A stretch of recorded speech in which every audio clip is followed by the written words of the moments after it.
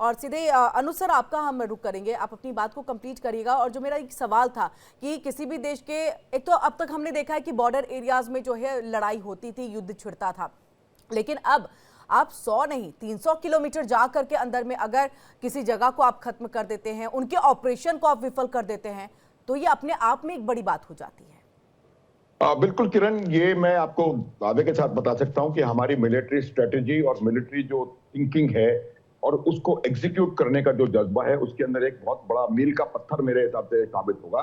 देखिए, आजकल क्या हो गया है कि जो मॉडर्न वॉरफेयर है वो एट्रिशन वॉरफेयर की तरह से लड़ा जाता है। एट्रिशन वॉरफेयर का अर्थ है कि आप दुश्मन के, शत्रु के माइन मटेरियल और मोराल पर इतना असर डालें कि वो अपने घुटने टेकने पर मजबूर हो जाए। एग्जैक्टली यही भारतीय सेनाओं ने करके दिखाया है। 7 तारीख से लेके 9 तारीख तक के बीच में दरमियान में इतना दबाव डाला गया पाकिस्तान के ऊपर, इतना उनका नुकसान कर दिया गया। मैं बताऊंगा आगे हमने कैसे और किस प्रकार के कितना किया, वो उस जिससे कि वो बाध्य हो गए घुटने टेकने पर और उन्होंने दौड़ करके हमसे सीज फायर की भीख मांगी। देखिए, सबसे पहले तो हमारी जो जो जो 7 तारीख को जो अटैक्स हुए थे, 24 मिसाइल फायर एक्यूरेट पूरे सही स्थान पर, उसमें वो जो दिखाई दे रहा है वो है 24 मिसाइल सही जगह पर लगना, लेकिन उसमें क्या क्या और हुआ था, हमने कैसे उनके इलेक्ट्रॉनिक वॉरफेयर के सिस्टम्स को बिल्कुल उनको डिग्रेड कर दिया था ताकि वो बिल्कुल हमारे कुछ कर नहीं पाए। तमाम हमले अपनी तरफ से line of control and international border के अपनी तरफ से हमने हमले किए थे, और उनके एयर डिफेंस सिस्टम्स को और उनके इलेक्ट्रॉनिक वॉरफेयर रडार सिस्टम्स को हमने पूरी तरह न्यूट्रलाइज कर दिया था ताकि हम उस समय पूरा सरप्राइज हासिल कर सकें। और हमने अपना मकसद 9 उनके आतंकवादी अड्डे तबाह करके पूरा हासिल कर दिया था 100%। वही हमारा पॉलिटिकल ऑब्जेक्टिव था, मिलिट्री ऑब्जेक्टिव था, और वो मिलिट्री ऑब्जेक्टिव 23 मिनट में हमसे पूरी तौर पे हमने हासिल कर लिया। उसके बाद जब पाकिस्तान ने शाम को हिमाकत करी, तो उसके बदले में हमने जाकर के कराची से लेकर के सियालकोट तक तमाम उनके एयर डिफेंस सिस्टम को न्यूट्रलाइज किया, डिग्रेड कर दिया। और इस हद तक न्यूट्रलाइज करके डिग्रेड किया हम लोगों ने कि वो देख पा रहे थे हमारे हवाई जहाजों को, हमारे लॉइटरिंग म्यूनिशंस को, हमारे ड्रोन्स को, लेकिन उनका कुछ कर नहीं पा रहे थे क्योंकि उनके पास उसको गाइड करके उसके ऊपर फायर करने के लिए काबिलियत नहीं बची थी। फिर शाम को अगर उन्होंने दोबारा हिमाकत करी किरण, तो फिर हमने अगले दिन जाकर के असली ब्लो डिलीवर किया। 12 में से 11 एयर बेसेस उनके खत्म कर दिए। एवेक्स एक बहुत बड़ा एसेट होता है। 2 या 3 एवेक्स हैं पाकिस्तान के पास। 3 एवेक्स में से हमने 1 एवेक्स को तबाह कर दिया।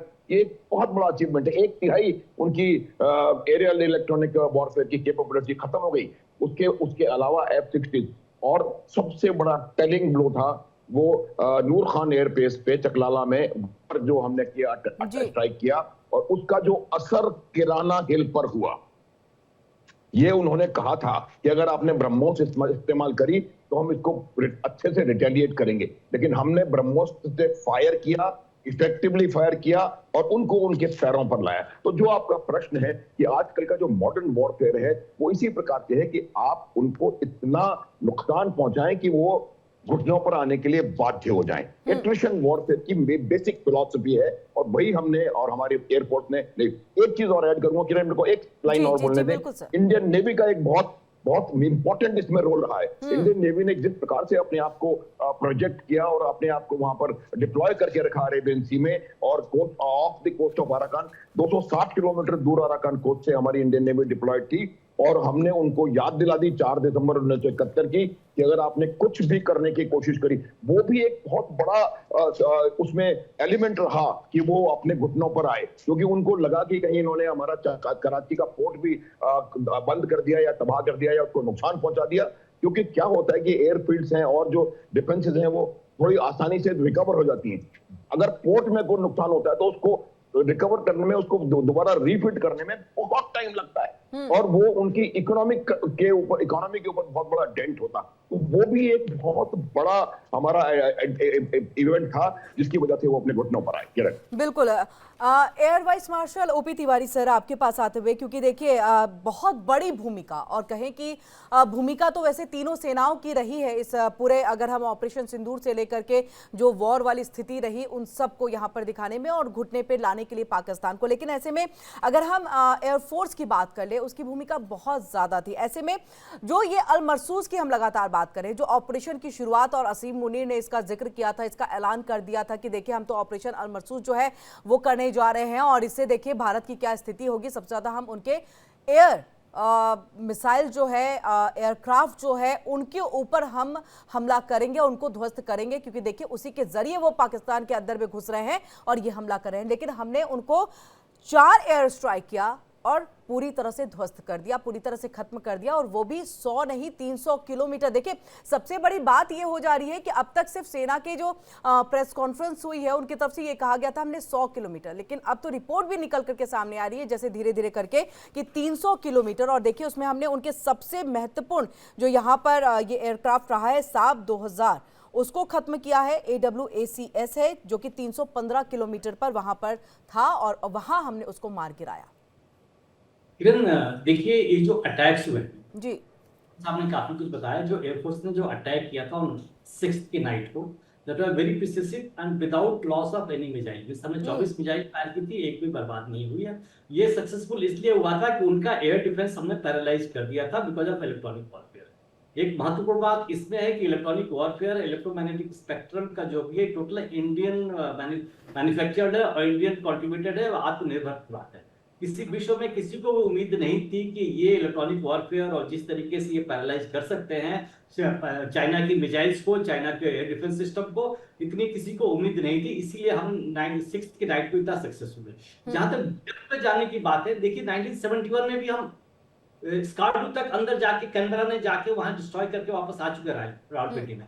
अभी तो खैर मिसाइल का वॉर था, हम बड़े कन्वीनियंट थे, लेकिन जिस तरीके से टारगेट किया गया कि सारे एयरबेस, एयरफील्ड डिस्ट्रॉय कर दिए गए, आई नॉट से डिस्ट्रॉय, इस तरीके का डैमेज कर दिया गया कि नेक्स्ट 2-3 दिन तक उनका एक भी एयरक्राफ्ट एयरबोर्न नहीं हो सकता है। और रडार पैरालाइज है और एयरक्राफ्ट एयरबोर्न नहीं हो सकते हैं, तो अगर आर्मी आगे बढ़ेगी तो उनके लिए कोई रुकावट नहीं होती। तो that's was the first step towards हमें एयर सुपीरियरिटी गेन करने के लिए, और एयरफोर्स ने इसको भली भांति किया।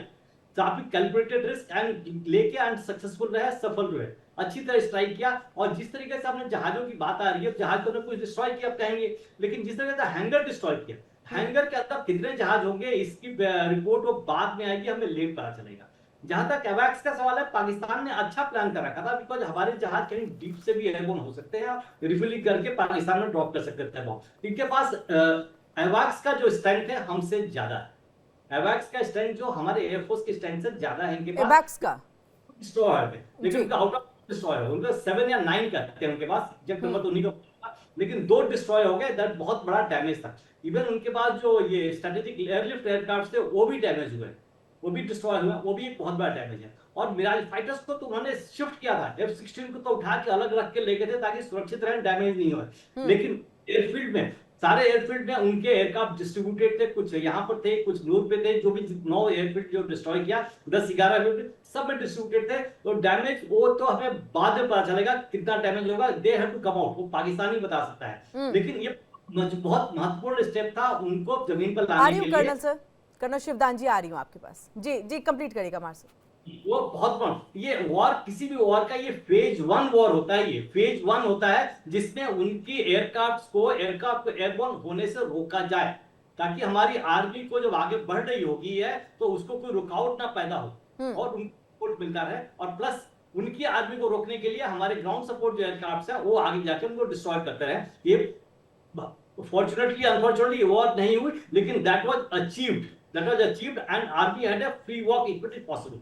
ये बहुत महत्वपूर्ण कदम था और उसका बड़ी भली भांति से, बड़े कोऑर्डिनेटेड स्टेप से ये टारगेट अचीव किया गया। और हमारा ऑब्जेक्टिव है, जैसे माथुर साहब बता रहे थे, जो भी मिलिट्री ऑब्जेक्टिव था सब कुछ अचीव किया without any much of losses. And ये महत्वपूर्ण है और ये दिखाता है कि भविष्य में कहीं भी कुछ होगा तो भारत की आर्मी, नेवी और एयरफोर्स इतने यूनाइटेड है, इतने मजबूत है कि आगे चल के कुछ भी काम कर सकते हैं। बिल्कुल बिल्कुल। कर्नल शिवदान सर, आप अपनी बात को तो रखिएगा ही सर, और साथ ही जो बात की जा रही है नेवी, आर्मी और एयरफोर्स जो है, ये तीनों यूनाइटेड है। और हमने देखा है कि किस तरह से चौतरफा जो है हमने पाकिस्तान को घेर रखा था। हमने देखा है कि जहां एक तरफ एयरफोर्स से एयर जो जेट है, फाइटर जेट है, वो जाते हैं, वो मिसाइलें दागते हैं।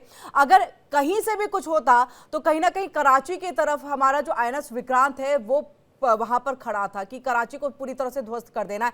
तो यानी हमने चौतरफा जो है पाकिस्तान को घेर रखा था और यही बड़ी वजह रही। और जिस तरह से इक्विपमेंट्स, अत्याधुनिक हथियारों का हमने इस्तेमाल किया, उसमें हमने महारत हासिल की। एक तरह से ये कहे कि देखिए हमने इंडिपेंडेंट होकर के जो है इस युद्ध को लड़ा है। तो बहुत बड़ी एक कामयाबी के तौर पर देखा जाएगा। अब धीरे धीरे जो बातें निकल करके आ रही है कि आप 100 नहीं, आप 300 किलोमीटर तक चले गए, आपने इतने नहीं, उनके इतने बड़े बड़े जो एयरक्राफ्ट है उनको मार गिराया।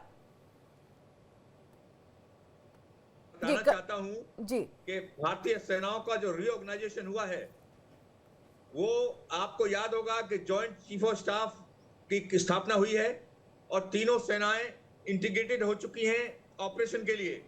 तो इसलिए जब भी हमारा फ्यूचर में ऑपरेशन कोई प्लान होगा तो तीनों सेनाओं का उसमें योगदान साथ होगा, उसमें अलग अलग से मांगना नहीं पड़ेगा। जैसे पहले एयर सपोर्ट मांगी जाती थी, एयरफोर्स से, नेवी से डिस्कस किया जाता, ये अब सब जॉइंट कमांड है और एक साथ तीनों मिलकर के एक्शन लेंगे। नंबर 2, मैं आपको बताना चाहता हूं कि आजकल का जो वारफेयर है वो केवल कन्वेंशनल वारफेयर नहीं है, सीमाओं पर नहीं लड़ा जाएगा। इसमें इलेक्ट्रॉनिक वारफेयर बहुत ही इंपॉर्टेंट वारफेयर के रूप में उभर कर आया है। इसके द्वारा दुश्मन के इलेक्ट्रॉनिक सिस्टम को जैम करना और अपने इलेक्ट्रॉनिक सिस्टम को इतना स्ट्रॉन्ग बनाना कि जिससे दुश्मन इलेक्ट्रॉनिक सिस्टम को जैम ना कर सके। इसके लिए भारतवर्ष की जो मिसाइलें हैं उस तरह के सिस्टम इनमें फिटेड है कि दुश्मन का जो रडार सिस्टम है वो इनको डिटेक्ट नहीं कर सकता और ये अपने टारगेट पर जाके हिट करके ही मारेंगी। नंबर 2, सबसे इंपॉर्टेंट जो हमने अचीवमेंट किया था इस लड़ाई में, जो पाकिस्तान का एवेक्स जो हमने गिराया है, SAAB 2000 जो एवेक्स पाकिस्तान का सिस्टम था, उसको हमने 8 मई को ही गिरा दिया था। इससे पाकिस्तान की काफी कैपेबिलिटी में असर आया एयर डिफेंस के सिस्टम में। इसी वजह से हमारी सारी मिसाइलें, सारे एयर अटैक सक्सेसफुल हुए, क्योंकि हमारी पाकिस्तान की एयर डिफेंस सिस्टम बिल्कुल हमने बर्बाद कर दी थी। तो सबसे जरूरी आजकल एयर डिफेंस सिस्टम को बर्बाद करना, अपने एयर डिफेंस सिस्टम को चलाना, और ये सब इलेक्ट्रॉनिक वारफेयर के द्वारा ही होता है। इसके अलावा कन्वेंशनल वारफेयर की जगह आजकल जैसे आपने यूक्रेन रूस युद्ध में देखा है, इजराइल हमास युद्ध में देखा है, ज्यादातर हमले आजकल आंतरिक क्षेत्रों में होते हैं मिसाइलों और रॉकेटों के जरिए से। तो आजकल वारफेयर का टोटल सीन बदल चुका है और सीमाओं पर केवल हम सीमाओं की सुरक्षा के लिए अपने सैनिक रहे हैं, तो सीमाओं पर कन्वेंशनल युद्ध बहुत कम हो रहा है। तो इसलिए हमारी सेना ने इसके लिए बहुत पहले तैयारी कर ली थी और हमारी सेना हर तरह से तैयार थी और पूरे विश्व को हमने दिखा दिया है कि हमारी सेना किस तरह प्रॉपर तरीके से तीनों सेनाओं के तीनों अंग एक दूसरे से मेल मिलाप है और हम हर तरह से पाकिस्तान को आंसर देने के लिए तैयार हैं। और ना केवल सर पाकिस्तान को मुझे लग रहा है आने वाले दिनों में कोई भी अगर भारत का दुश्मन बनता है तो उसको ये युद्ध जरूर याद करना पड़ेगा। देखिए 2019 में गलवान के हमले के बाद में हमने चीनी बॉर्डर पर अपना इतना स्ट्रॉन्ग एयर डिफेंस सिस्टम और अपना एयरक्राफ्ट सिस्टम सेट कर दिया है कि चीन हिम्मत नहीं करेगा हमारे ऊपर एयर अटैक करने का या और तरह के हमले करने का। इसलिए चीन के जो टोन है वो 2019 के बाद बदल चुकी है और हमने जो SU-400 सिस्टम है वो भी 2021 में ऐड किया अपने साथ में। SU-400 सिस्टम ने पाकिस्तान के सारे सिस्टम को ब्लाइंड कर दिया है टोटली, और इसी वजह से अभी हमारे एयर डिफेंस सिस्टम की, इलेक्ट्रॉनिक सिस्टम की डिमांड विश्व में बढ़ेगी और हमें अभी से ऑर्डर आने शुरू हो गए हैं। इससे भारत का डिफेंस एक्सपोर्ट भी बढ़ेगा।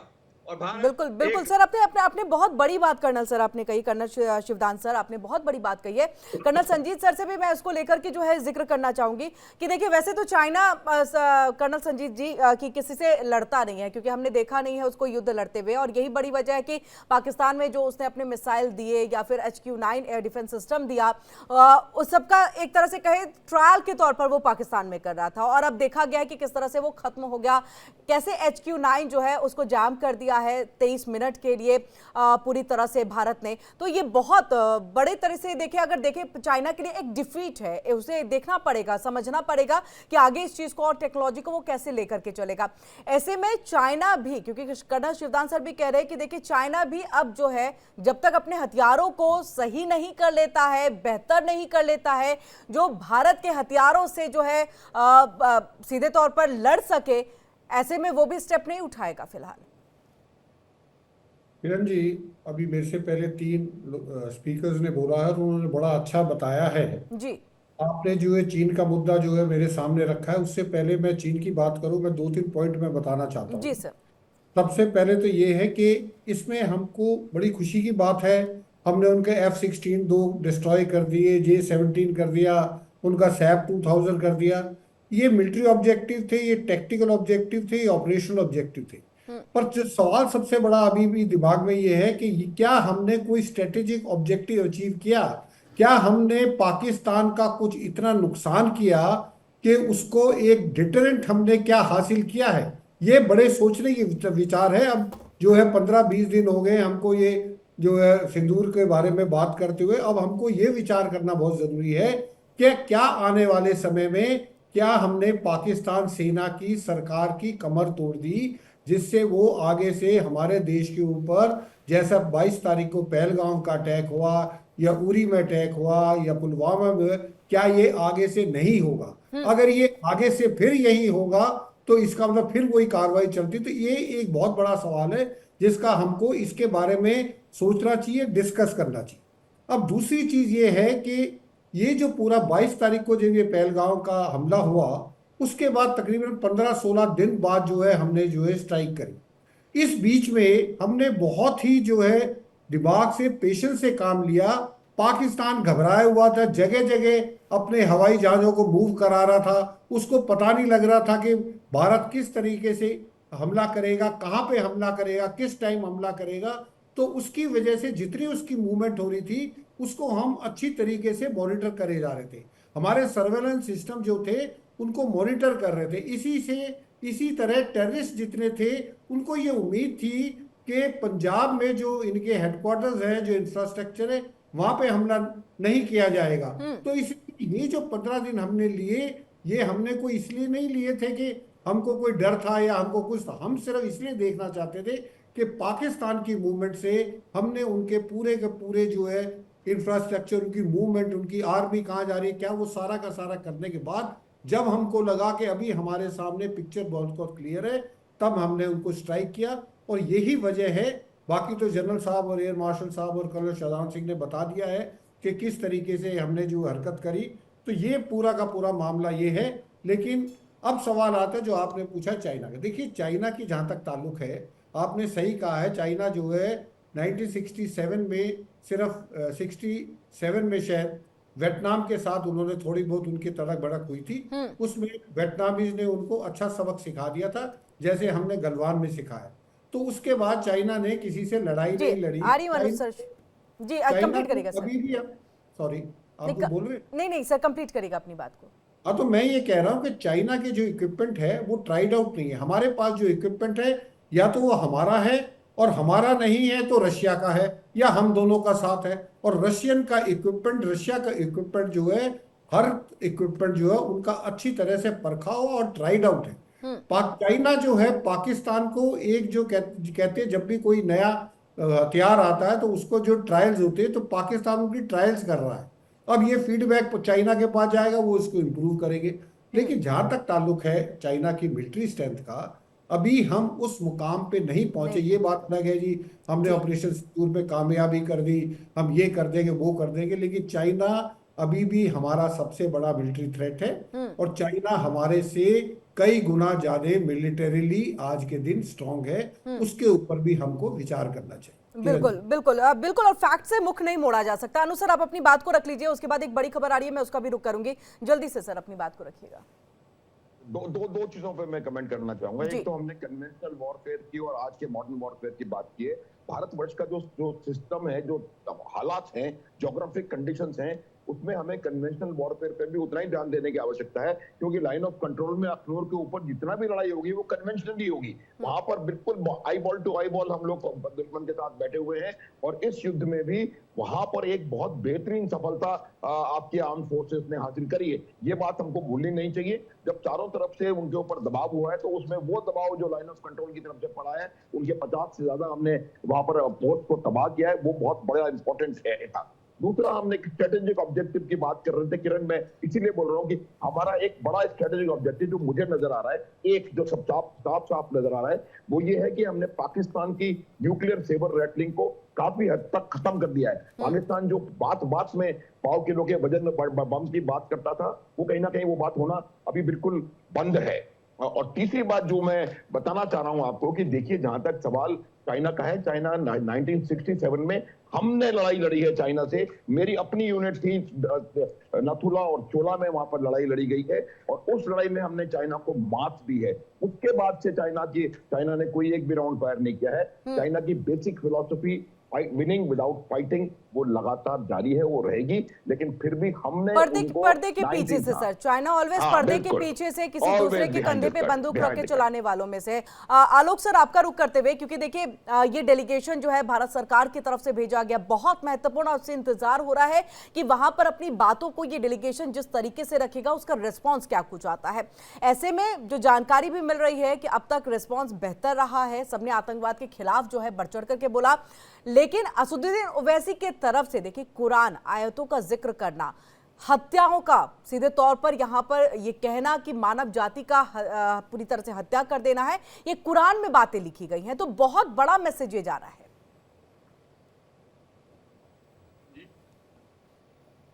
भारत का जो डेलीगेशन विश्व के अलग अलग जगहों पे गया है, बहुत अच्छा परफॉर्मेंस कर रहा है और बड़ी स्पष्टता से वो अपनी बातें रख रहा है कि किस तरीके से हम आतंकवाद से वर्षों से पीड़ित हैं और किस तरीके से हमारे निर्दोष लोगों की निर्मम हत्याएं होती रही।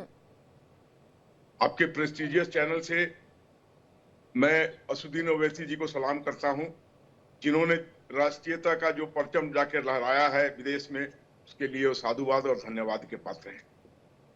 यही होती है राष्ट्रीयता। जब हम पर संकट आए, आपसी मतभेद हो सकते हैं पॉलिटिकली, लेकिन राष्ट्रीयता पर हम सब एक हैं, इस बात को उन्होंने साबित किया है। इसके लिए मैं उनको सल्यूट करता हूं। ये इशारा किस तरफ है मुझसे सर? पूर्व इशारा नहीं है, हम लोग तो बहुत छोटे हैं किसी को इशारा देने के लिए, इशारा तो बड़े बड़े लोगों से आती है। हम तो जो सुने हैं उस पर हम गौरवान्वित महसूस कर रहे हैं, इसलिए हम उनको सल्यूट कर रहे हैं। आपने जो राष्ट्रीयता की बात की कि ये समझना चाहिए कि ये राष्ट्रीय भावना है और सबको इसमें आना चाहिए, ये इशारा किस तरफ था सर? देखिए, हर चीज को पॉलिटिकली मत खींचिए किरण जी, ये एक मानववादी मेरा रुख था, उससे ऊपर कुछ नहीं। And we are very small pawns in this political arena, इसलिए हमारे किसी कुछ कहने से उन पर कोई असर हो जाए ऐसा मैं नहीं मानता हूं। लेकिन हाँ, मेरे पूर्व जो सैन्य अधिकारी और डिफेंस एक्सपर्ट्स ने कहा, उतनी सूक्ष्मता से तो हम लोग नहीं बता सकते हैं, because we are political people, हमें इतनी टेक्निकल जानकारियां नहीं हासिल हैं। लेकिन जो मैं समझ सका और जो पूरा देश जानता है कि हम लोगों ने उनके ठिकानों पर अचूक निशाने लगाकर उनको बहुत हद तक हानि पहुंचाई है। पाकिस्तान का इकोनॉमी चरमरा गया है इससे। लेकिन एक बात जो मेरे समझ में आ रही थी, जो डिफेंस एक्सपर्ट ने इशारा किया कि देखिए आने वाले भविष्य में और अभी भी चाइना का क्या रोल होगा विज़ इंडिया पाकिस्तान, उस पर बहुत अहम नजर रखने की जरूरत है। एक बात कर्नल संजीव जी ने भी उठाई है जो बहुत महत्वपूर्ण है कि हम 15 दिन से लगातार डिस्कस कर रहे हैं इस चीज को लेकर के। हमने, अगर हम देखें तो हमने सटीक ऐसा क्या किया कि पाकिस्तान ऐसी हरकत ना करे और ये मैसेज हमने उनको दिया हो? अगर वापस से वो यही हरकत कर रहा है तो फिर इसी तरह से ये हमले जारी रहेंगे, इसी तरह से ये युद्ध जारी रहेगा और ऐसे ही मीडिया में चीजें बनी रहेंगी। अभी इन चीजों को पॉज दिया गया है और एक निगरानी उनके ऊपर हो रही है। और अगर उन्होंने ऐसी हरकतें फिर से की, जिसकी मुझे लगती है कि वो सीधी नहीं होती है, वो फिर करेंगे। लेकिन इसमें चाइना का में क्या रोल होगा, ये हम जानते हैं कि उन्होंने उनको आर्म्स सप्लाई दिए हैं और जो उन्होंने आर्म्स बेचे हैं 2024 के अंदर, उनमें 63% आर्म्स उन्होंने पाकिस्तान को ही बेचा है, जो अपनी उन्होंने सैन्य उपकरण बेचे हैं। लेकिन चाइना का रोल बहुत अहम होगा। मैं अभी भी कह रहा हूं कि अगर सर, तो सब कुछ जानते हुए भी क्या हम चाइना को जस्ट इग्नोर कर रहे हैं? क्या हम कोई स्टेप नहीं उठा सकते? आ रही हूँ अनुज सर आपके पास, क्या हम जस्ट सिर्फ इग्नोर कर रहे हैं? ऐसा ऐसा भी हो सकता है किरण जी, ये सिर्फ मेरे मन के अंदर की भावना है कि चाइना भी एक कहीं इधर लड़ाई में हमसे ना उलझ जाए, कि दोनों तरफ इनको हम रोकने की कवायद करेंगे। इस पर हमको बहुत नजर रखनी है पैनी, और ऐसी संभावना से इनकार नहीं किया जा सकता। ठीक है, कर्नल संजीत जी कुछ कहना चाह रहे हैं, फिर अनुसर मैं आपके पास आऊंगी। किरण जी, जी चाइना आ रही हूँ को- सर आपके पास ओपी तिवारी सर। जी कर्नल जी, ये संजीत सर कंप्लीट करिएगा।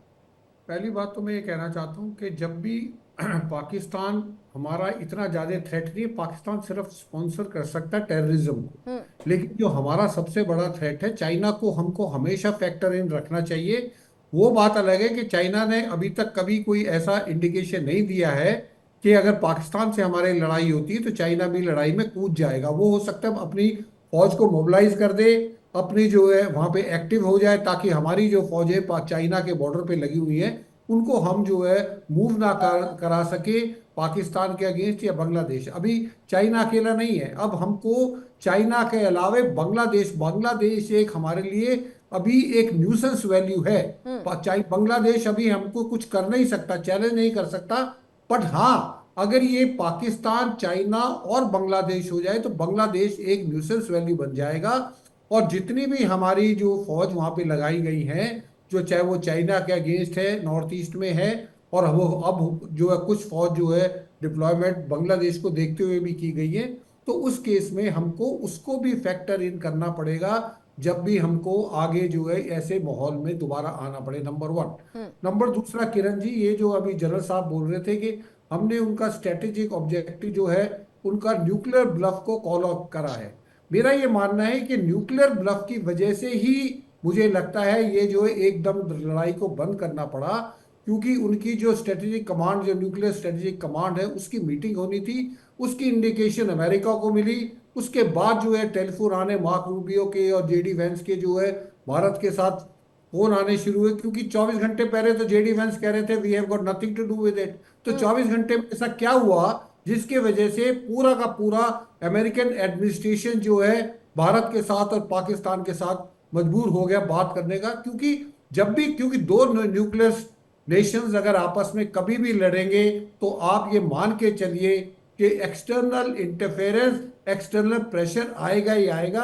आपको इसका भी ध्यान रखना है कि जो है सिर्फ ये कह के जी हम न्यूक्लियर ब्लफ कॉल करेंगे, हम उसको न्यूक्लियर ब्लफ की नहीं सुनेंगे, उसको भी हमको करना है। तो ये दो फैक्टर हमको हमेशा याद रखने हैं, चाइना का फैक्टर और ये न्यूक्लियर जो वेपन्स है। जी अनुज सर अपनी बात को रखिएगा, उसके बाद मैं कर्नल शिवदान सर के पास और ओपी तिवारी सर के पास आऊंगी। अनुज सर देखिए, मैं दो बातें बताना चाह रहा हूँ कि हम ये बार बार ये बात करते हैं कि हम चाइना अगर मोबिलाइज करेगा तो हम अपने ट्रूप को मूव कर पाएंगे या नहीं कर पाएंगे। आप इस बात को समझ लीजिए कि जो जनरल बिपिन रावत जब वो सीडीएस थे तब उन्होंने साफ कहा था कि हम 2.5 फ्रंट्स पर लड़ने के लिए तैयार हैं। देखिए तैयारी का मतलब ये होता है कि आपकी हर जगह एक फिलॉसफी होती है, वॉर फाइटिंग फिलॉसफी। हम चाइना के खिलाफ क्या चाहते हैं? क्या हम उन पर हमला करके पीकिंग को जीतना चाहते हैं, या सिंकियांग को लेना चाहते हैं, या तिब्बत को कब्जा करना चाहते हैं? नहीं, तो वो आवश्यकता नहीं है। तो जो ट्रुप्स हमारे वहां पर चीन के खिलाफ हमारे टेक्टिकल जो तरीकों से काम करने के लिए चाहिए हमें, तो मुझे लगता है कि हमारे पास उतनी फोर्स है कि वो अगर चाइना कुछ वहां हिमाकत करता है तो हम उसका जवाब दे सकते हैं, पहली बात। और ये फोर्स वो है जिसकी कि हमें अपने वेस्टर्न थिएटर पर आवश्यकता नहीं होगी उसको उठाने की। तो अगर चाइना कुछ प्रयास भी करता है, वो 2.5 फ्रंट पर लड़ पा सकने का अर्थ ये होता है कि अगर दोनों एक साथ हमारे खिलाफ आएंगे तो भी हम उसको हैंडल कर पाएंगे। तो मेरा ये मानना है कि हम लोग अभी ये नहीं है कि हमने चाइना की तरफ देखना बंद कर दिया या उससे हम वो नहीं कर रहे हैं या उसको इग्नोर कर रहे हैं। कोई किसी को इग्नोर नहीं कर रहा है। हमें पता है कि हमें चीन से डील करने के लिए क्या चाहिए और वो हमारे पास है। कहां चाहिए वो वहां पर है। किरण, आप ये बात बिल्कुल मेरे हिसाब से मान के चलें, क्योंकि आपके दर्शकों को, देश को पता होना चाहिए कि हम इतने कमजोर नहीं है कि अगर चीन ने 4 ट्रुप मोबिलाइज कर दिया तो पाकिस्तान से लड़ नहीं पाएंगे, पहली बात। दूसरी बात ये होती है कि बांग्लादेश का इशू नया आया है, लेकिन फिर भी मैं बता रहा हूं कि एक तो बांग्लादेश की जो आंतरिक आज की तारीख में कंडीशन है उसमें बहुत लोग अभी भी, क्योंकि 1971 उन्होंने आंखों से देखा है, वो जिए हैं 1971 के उस समय, और उन्होंने देखा है भारत का किस प्रकार से उनको सपोर्ट था। तो बांग्लादेश के बीच में बहुत बड़ी एक पॉपुलेशन परसेंटेज ऐसी है जो कि भारत के साथ हो सकती है। बांग्लादेश की आर्मी में बहुत लोग ऐसे हैं जो कि, तो मेरा यह मानना है कि बांग्लादेश एकदम से पूरी तरह दुश्मन नहीं बना है। अभी हमको बांग्लादेश को, लेकिन मैं ये नहीं कह रहा हूं कि हम तैयारी नहीं करेंगे, तैयारी हमें रखनी पड़ेगी, ये बिल्कुल निश्चित है। एक मैच्योर कंट्री की तरह हमें बांग्लादेश के साथ बिहेव करने की जरूरत है। लेकिन सर ऐसे में जो आप कह रहे थे कि चाइना के साथ अगर हमें उसे हैंडल करना है तो हमारे पास ऑप्शंस बहुत सारे, और ऑप्शन में खास तौर से हमारे पास ये मैं मान करके चलूं कि एक बहुत बड़ा मार्केट है जो चाइना को जरूरत है, और शायद हम उसके जरिए उसको सिखा सकते हैं, बता सकते हैं। बिल्कुल किरण, ये मैं कई दफा कह चुका हूं कि जो लड़ाइयां होती हैं वो हमेशा 3 फ्रंट्स पे साइमल्टेनियसली होती हैं। इकोनॉमिक फ्रंट, साइकोलॉजिकल वॉरफेयर या मीडिया वॉरफेयर या इंफॉर्मेशन या मिस इंफॉर्मेशन वॉरफेयर, और फाइनल जो उसका तरीका होता है वो काइनेटिक वॉरफेयर होता है, जहां कि आप अपने मिलिट्री इंस्ट्रूमेंट्स को प्रयोग में लाते हैं। तो मेरा ये मानना है कि ये लड़ाई लगातार चलती रहती है इकोनॉमिक फ्रंट पे। जो पाकिस्तान को हमने गिराया है बिल्कुल घुटनों पर, उसमें इन चीजों का भी बहुत बड़ा हाथ है, चाहे वो इंडस वाटर ट्रीटी हो, चाहे वो ट्रेड का बंद होना हो, चाहे एयर स्पेस का बंद होना हो, चाहे पोर्ट्स का बंद होना हो, चाहे इनडायरेक्ट ट्रेड का बंद होना हो। तो ये तमाम चीजों ने कुल मिला करके मेरा ये कहना है कि हमने अपनी कॉम्प्रिहेंसिव नेशनल पावर के तमाम ड्राइवर्स का प्रयोग करके पाकिस्तान पे दबाव डाला है, और चीन से भी हम हैंडल करने के लिए अपनी कॉम्प्रिहेंसिव नेशनल पावर के तमाम इंस्ट्रूमेंट्स को तैयार कर रहे हैं, और उससे भी हम पार पाने की परिस्थिति में है। लगातार हमें तैयारी और करती रहनी पड़ेगी, लगातार हमें अपनी कैपेबिलिटी में इंप्रूवमेंट करना जी। कर्नल शिवदान सर भी कुछ कहना चाह रहे हैं, सर अपनी बात को रखिए सर। इंपॉर्टेंट बात बताना चाहता हूं जी कि चाइना के साथ जो सबसे इंपॉर्टेंट एस्पेक्ट हमारे पास है वो है सिलीगुड़ी कॉरिडोर। एक सिलीगुड़ी से आगे एक क्षेत्र है जिस पर चाइना इवन बांग्लादेश से टाई अप करके उसका उद्देश्य यही होगा कि भारत के सिलीगुड़ी कॉरिडोर पर कब्जा किया जाए, जिससे कि पूरे नॉर्थ ईस्ट के राज्य जो हैं भारत के मेन पोर्शन से कट जाए। 67 की बात बता रहा हूं मैं आपको। पहली बार हमने चाइना को 1967 में हराया था। जनरल सगत सिंह जीओसी थे 17 डिवीजन के, और चाइना ने अचानक नाथुला में अटैक किया सिक्किम में, और उसका उद्देश्य उस वक्त यही था कि सिलीगुड़ी कॉरिडोर पर जाकर शीघ्रता से कब्जा कर लिया जाए। मगर हमारी सेना ने उसको पूरी तरह से जवाब दिया और चाइना को पीछे खदेड़ा। इसके बाद आपको ढोकलाम का याद होगा। ढोकलाम में भी सड़क बनाने का उद्देश्य चाइना का केवल यही था कि जो सिलीगुड़ी कॉरिडोर को डोमिनेट करने की कोशिश की जाए, मगर उसको भी हमारी सेना ने नाकाम कर दिया है। और गलवान में जो हुआ है ये तो पूरे सबको पता है किस प्रकार गलवान में चाइना ने हमारे पास जो उसकी हमारे जो ट्रीटी थी चाइना के साथ कि हमारे नोमेंस लैंड जो एरिया कहा जाता है दोनों देशों के बीच जगह होती है, उसमें बगैर हथियारों के पेट्रोलिंग की जाएगी। मगर चाइनीज ने हमारे निहत्थे जवानों के ऊपर हमला किया लाठी डंडों से, मगर इसके बाद भी हमारे जवानों ने उनको करारा जवाब दिया और उनके हम बहुत ज्यादा सैनिकों को मार गिराया। एक सबसे इंपॉर्टेंट एस्पेक्ट हमारी सेना का है कि हमारी सेना का मनोबल चीन की सेना से 100 गुना ज्यादा अच्छा है, क्योंकि हमारे यहाँ सैनिक जो है अपने स्वयं के उससे चॉइस से आर्मी में आते हैं। चाइना के अंदर कंपलसरी इनलिस्टिंग है पूरे सोल्जर्स की। इसलिए आपको याद होगा कि 1962 में रजांगला की लड़ाई में केवल 90 जवानों ने रजांगला में चाइना के 1000 जवानों को मार गिराया था। तो हमारे शिवदान सर देखिए, आमने सामने की लड़ाई हो चाइना के साथ, देखिए क्योंकि पाकिस्तान से भी बड़ा दुश्मन अगर कहा जाए तो वो चाइना है, लेकिन आमने सामने की लड़ाई तो हमारी सेना लड़ ले, हम पूरी स्ट्रैटेजी तैयार कर ले। लेकिन प्रॉब्लम तो यही है ना कि आमने सामने की लड़ाई नहीं होती, कंधा किसी और का होता है, बंदूक चाइना अपना रखता है। देखिए ऐसा है, गलवान के युद्ध के बाद में हमने चाइना के खिलाफ पूरी प्रोटेक्शन तैयार कर ली है। हमने वहां पर एक फाइटर एयरक्राफ्ट के लिए एक एयरफोर्स स्टेशन भी तैयार कर लिया है बिल्कुल पास में ही। और हमारे जो SU-400 जो आया है वो बेसिकली ये हमारा उद्देश्य है कि चाइना के डिफेंस सिस्टम को नाकाम किया जाए। तो इसलिए चाइना को हम पूरी तरह जवाब देने में सक्षम है, और चाइना वो हिमाकत नहीं कर सकता जो 1962 में उसने की थी।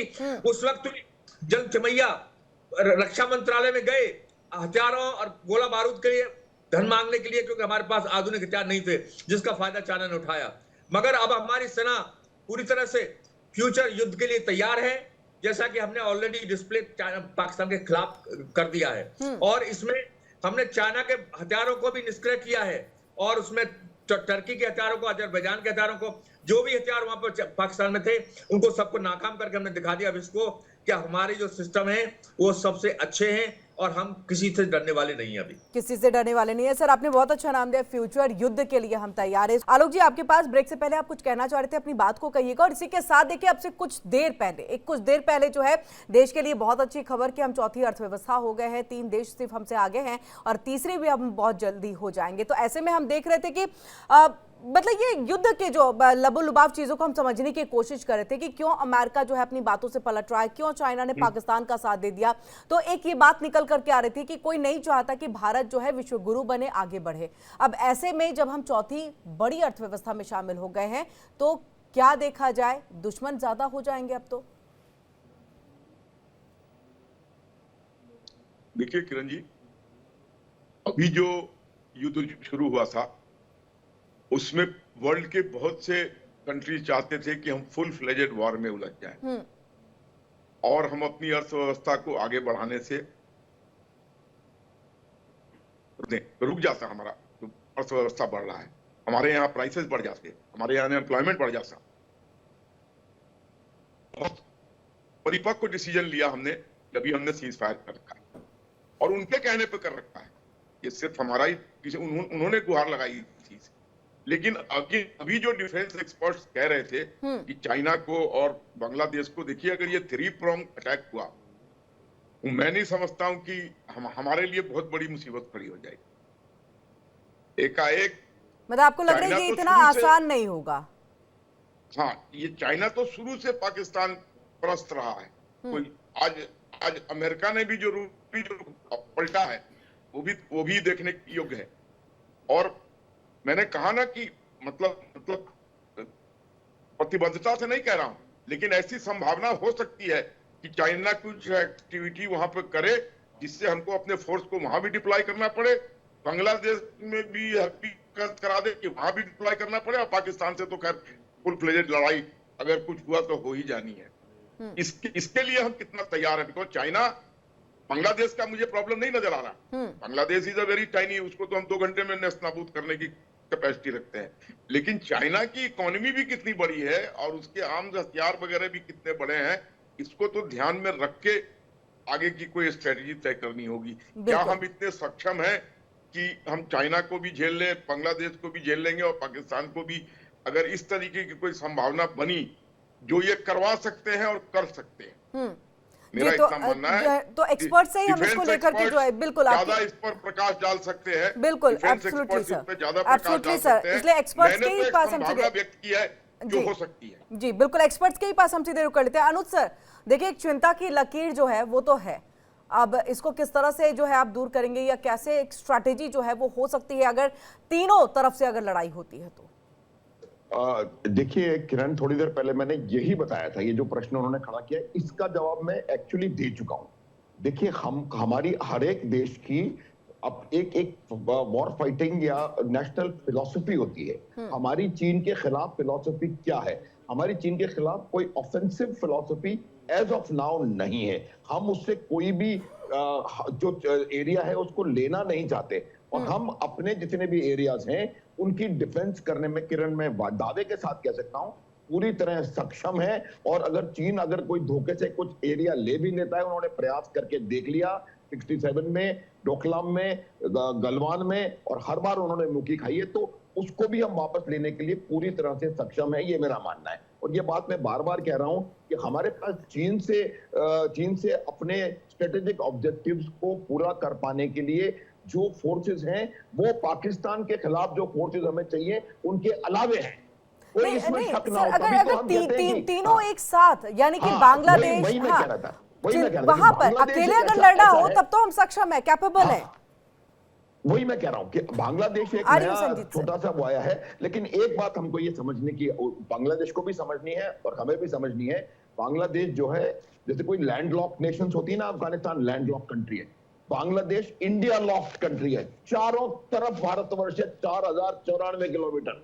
बांग्लादेश कुछ नहीं कर सकता हमारा मिलिटरीली, ये मैं आपको बता सकता हूं दावे के साथ। बांग्लादेश की काबिलियत क्या है, और उनके ऊपर उनका हमने बे ऑफ बंगाल से आकर के उनका वहां से बंदरगाह बंद कर दिए, सी लाइन ऑफ कम्युनिकेशंस ब्लॉक कर दिए, तो उनको पता नहीं पड़ेगा कि वो जाएं कहां। उनकी इकोनॉमी इतनी ज्यादा क्षीण आज की तारीख में है, और बांग्लादेश इस बात को अच्छी तरह से समझता है कि वो भारतवर्ष से लड़ करके आर्थिक रूप से कुछ नहीं कर सकता। जब आप चारों तरफ से भारत से घिरे हुए हो, तो किस प्रकार का ट्रेड किसके साथ कब और कहां होगा। तो ये मेरा मानना है कि बांग्लादेश इस बात को समझता है, लेकिन मैं बार बार कह रहा हूं, हमें तीनों इवेंचुअलिटीज के लिए तैयार रहना चाहिए, और उस तैयारी में डिफेंस मॉडर्नाइजेशन एक बहुत जबरदस्त रिक्वायरमेंट है, और मॉडर्नाइजेशन भी आत्मनिर्भरता के साथ, एक मिनट किरण, आत्मनिर्भरता के साथ इंडिजिनस डिफेंस मॉडर्नाइजेशन और timely delivery of weapon systems, ये बहुत इंपॉर्टेंट है। और ये मुझे लगता है इस बात पे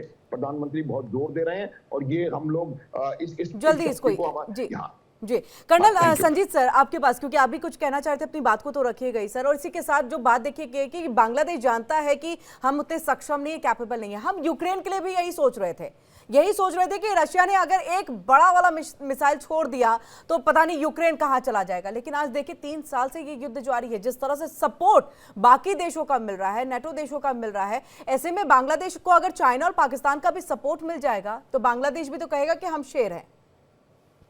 किरण जी, जो जनरल साहब कह रहे थे, मैं उनकी बात से पूरा सहमत हूँ। हमारी जो स्ट्रेटेजी है, जो हमारी जो सोच है, चाइना के साथ, जैसे उन्होंने कहा, चाइना की हमारी ऑफेंसिव सोच थी, चाइना का हमारा डिटरेंस है। और चाइना की आप ये सोच लीजिए कि चाइना क्यों नहीं हमला कर रहा है, गलवान के बाद क्यों चुप बैठ गया, डोकलाम के बाद क्यों चुप बैठ गया, क्योंकि उसको पता है कि भारत के साथ अगर वो हमला करेगा तो हम इतने सक्षम हैं कि हम उसको रोक सकते हैं, उसके हर हमले का जवाब दे सकते हैं। वो हमारी समस्या, क्योंकि हम कोई, जैसे जनरल साहब बता रहे थे, हमारा कोई मतलब नहीं है कि हम आगे जाके उनका कब्जा करेंगे, हमारा काम है उनको रोकना। पाकिस्तान के साथ हमारा ऑफेंसिव कैपेबिलिटी, चाइना के साथ है हमारी डिफेंसिव कैपेबिलिटी। तो अगर चाइना बॉर्डर के ऊपर, LAC के ऊपर कुछ करता है तो हमारी फौज बिल्कुल तैयार है। अब क्वेश्चन आता है बांग्लादेश का। मैंने जैसे पहले भी कहा था कि बांग्लादेश सिर्फ एक न्यूसेंस वैल्यू कर सकता है। हमको जो है सिर्फ ये है कि हमारी कुछ फौज को वहां पे जो है नॉकडाउन कर सकता है, कि हम उनको हटाने में सक्षम ना रहे, हमको कुछ ना कुछ वहां पे रखना पड़ेगा। लेकिन एक चीज और जो जनरल साहब ने कही थी कि 2.5 फ्रंट है, 2.5 फ्रंट में हमने 2 फ्रंट का तो ध्यान रख लिया, लेकिन जो आधा फ्रंट है जो हमारे अंदर है, आप देखेंगे गलवान के बाद हमारी फौज जो है काफी हमने मूव करा दी थी LAC के ऊपर, जिसकी वजह से जम्मू के एरिया में हमारी फौज की वहां पे मौजूदगी कम हो गई थी। और उसी वजह से आप देखेंगे कि 2020 के बाद, गलवान के बाद, टेररिस्ट एक्शन वहां पे ज्यादा हो गया।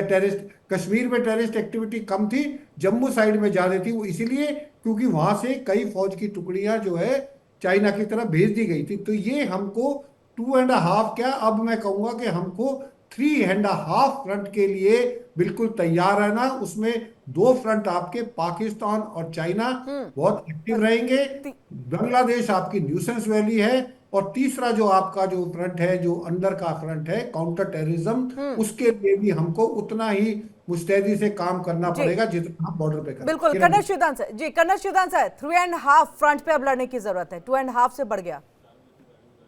देखिए, जैसा कि कल सिरोही साहब ने बोला है, ये जो हमारे जो बांग्लादेश का जो फ्रंट है वो इतना स्ट्रांग नहीं है हमारे लिए, और हमने अपनी जो हमारी जो डिफेंस की पॉलिसी है वो हमारी सिर्फ विस्तारवादी नीति नहीं है, हमारी अपनी सुरक्षा की नीति है कि हम अपने बॉर्डर्स को किसी को भी कब्जा नहीं करने देंगे, हमारे अंदर किसी को नहीं घुसने देंगे। इसलिए हम सुरक्षित हैं पूरी तरह से। क्योंकि आपको मैं एक तरीका बताता हूं फौज का, आर्मी में या डिफेंस के अंदर 3 टाइम्स एनिमी को एफर्ट लगाने पड़ते हैं जब हम किसी चीज को कब्जा करने के लिए। इसलिए हमारी सेना पर्याप्त है अपने बॉर्डर्स को सुरक्षित करने के लिए। और सबसे बड़ा जो हुआ है ये गलवान के बाद जो हमें चाइना से जो लेसन मिला है, उसकी वजह से हमने अपने चाइना का जो फ्रंट में जो कमियां थी उनको भी पूरा कर दिया है। हमने चाइना के सामने अपनी मैकेनाइज्ड फोर्सेस को भी प्लेस कर दिया है, जिसमें आर्मर्ड के एलिमेंट्स भी हैं और मैकेनाइज्ड इन्फेंट्री वगैरह है, हमने वो भी आगे कर दी है, जिससे कि हम खाली चाइना के डिफेंसिव में नहीं है, जरूरत पड़ेगी तो हम ऑफेंसिव भी हो सकते हैं चाइना पर। इसलिए चाइना को पूरा पता लग गया है कि इंडिया चाइना को फेस करने के लिए पूरी तरह तैयार है। बिल्कुल। सबसे बड़ी बिल्कुल, मतलब हमारी तैयारी पूरी है और फ्यूचर युद्ध के लिए हमने, आलोक सर माफ कीजिएगा, वक्त की बहुत कमी है, हम चर्चा को और आगे नहीं बढ़ा पाएंगे।